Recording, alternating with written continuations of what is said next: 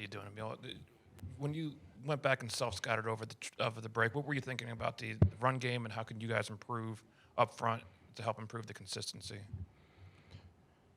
Yeah, that was a really good thing about the bye week. We got a chance to just reflect on everything that we could work on from the season, and obviously the run game was one of those things, and kind of just try to improve the little details in our technique. And I get the coaches, they looked over the scheme, how they can put us in better situations going forward.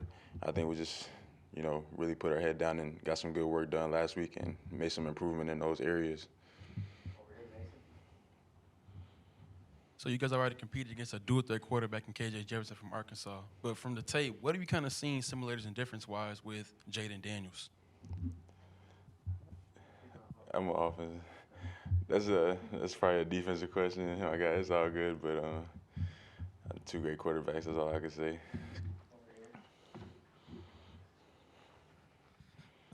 Another hostile road environment, another ranked SEC road game. Just talk to me about how the offensive line has kind of gotten used to hostile environments and what y'all are doing to prepare for this one.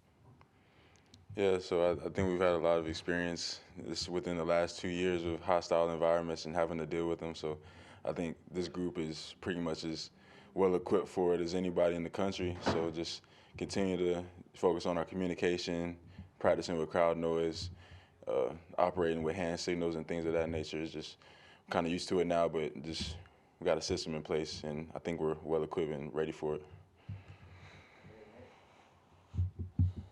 Hey, Emil. JC, obviously you've played a lot next to him. How have you seen him grow throughout this year? JC's grown a lot. Coming into the season, everybody expected big things from him, including myself. When we put in a lot of time this offseason, extra work, and just focusing on technique and just getting that game experience for him, I think was huge. He was always a really good player, but now just having the game experience and being able to translate and get the confidence of playing well in the game. And I think his confidence has grown throughout the year, and that's only helped him, and he's probably one of the best tackles in the country right now. So I think he's been doing really good, and we look forward to seeing him grow as a player and do even better things. Forgive me for not knowing, but did you make the trip to LSU in the first year in 2018? I actually didn't. Okay. Well, what have you heard about what Tiger Stadium could be like? I know you got to see it in 2020, but I mean that's kind of a COVID year. Have you heard any stories about like what it could be like at night? Yeah, just being on the team that year, from everybody that got to experience that environment, was just the craziest environment they said they've been a part of, and we've been to some pretty loud stadiums, Florida, Texas A&M.